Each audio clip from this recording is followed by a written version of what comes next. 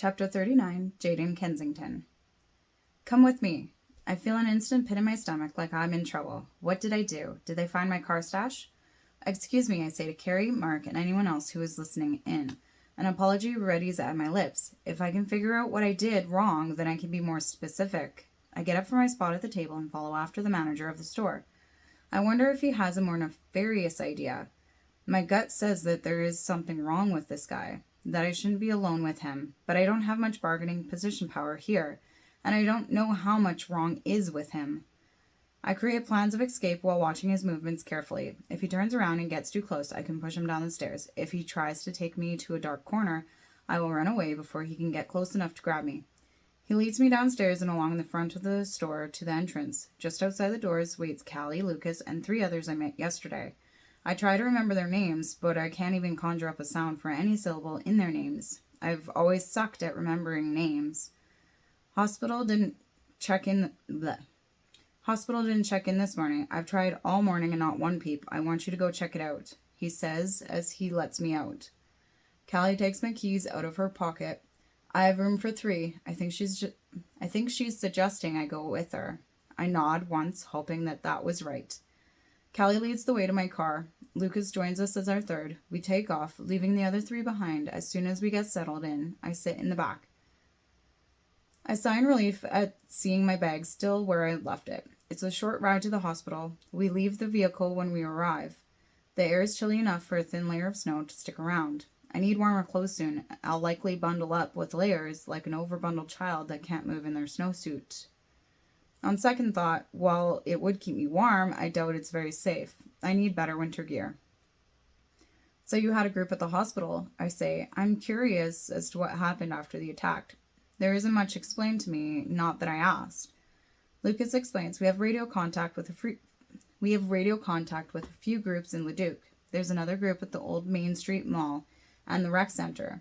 We're supposed to check in every day, and if someone fails to check in, then another group sends someone to go check on them.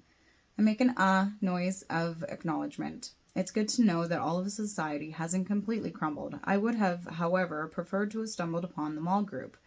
There would have been more diverse goods to choose from, clothes to wear, entertainment, craft, boots, first aid items, camping gear, bikes.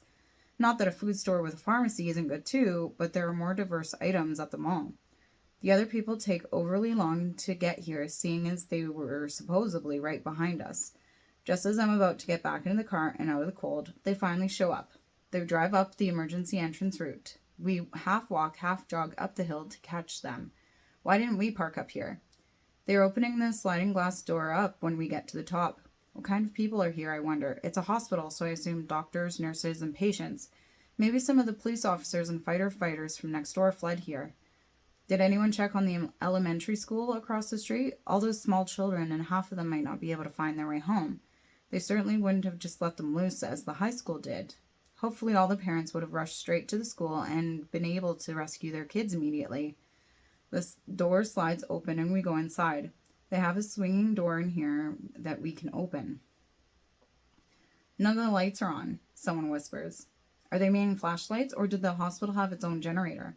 I don't like the eerie darkness. I feel like something is going to leap out and grab me. A flash of a memory comes to mind, a dream I had about a year ago. A door opens behind me, flashlight in hand, running down a hall, around a corner, and down into a double-doored room. I close the doors behind me and drop a filing cabinet in front of it. A couple bodies ram the door, but it doesn't budge. They can't get in. I feel instantly flighty. That could happen. I wrote it off as a nightmare, but it could happen now. I suppose the scene could have played in a hospital. Note to self. Run out the entrance at the first hint of something gone wrong, and get Lucas and Callie to follow me out. Sorry, other people, but frankly, you aren't that important to my future. I've never seen any of you in any of my dreams. Flashlights turn on. I missed grabbing one. I see the deep red hue brown first on the floor, then outlines of dead bodies. Well, that's it then. They're dead. Too bad. Let's go. But no. The others keep walking forward. A couple check out the bodies, then Fatima pulls the radio out from the side of one of the bodies. She fiddles with it, then talks. Connor, you there? Yes, are they gone? A muffled voice calls over the radio. We've found a couple dead. We're going to search the hospitals for survivors, she tells him. I think that's a horrible idea. Even without the vision nagging at me, I have enough common sense to know that this can't end well. Whatever attacked them could still be here, and there's likely no survivors. Be safe. Radio back in 1 hour if you haven't finished by then, he says. Got it. She puts the radio on her belt and then orders us. Pair off. We each pick a hall and go down it. You, she points to me, are with me. Why? Why do I have to be with the selfless people?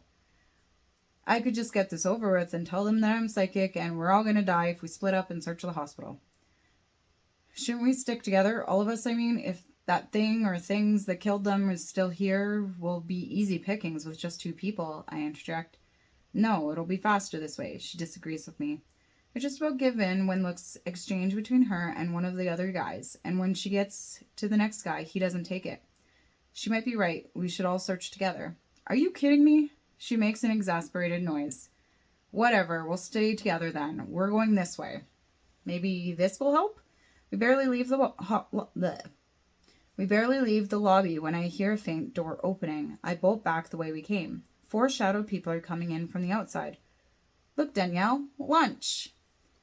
Back running the way I came, I run right into Fatima. Run, I say while I pass around her. Run, I yell to the others.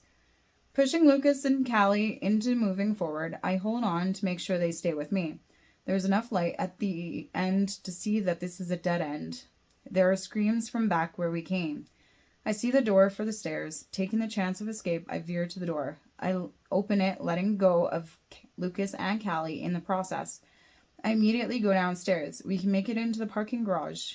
Lucas has other ideas. He grabs my arm to pull me to the other door.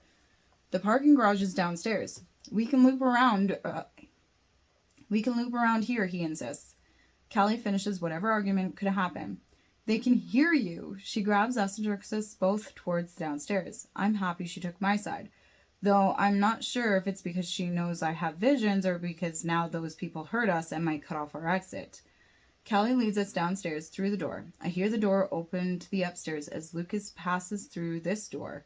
We hurry up and run down the hall. Between the 3 of us, we only have 1 flashlight. I try to focus and get as much information from the small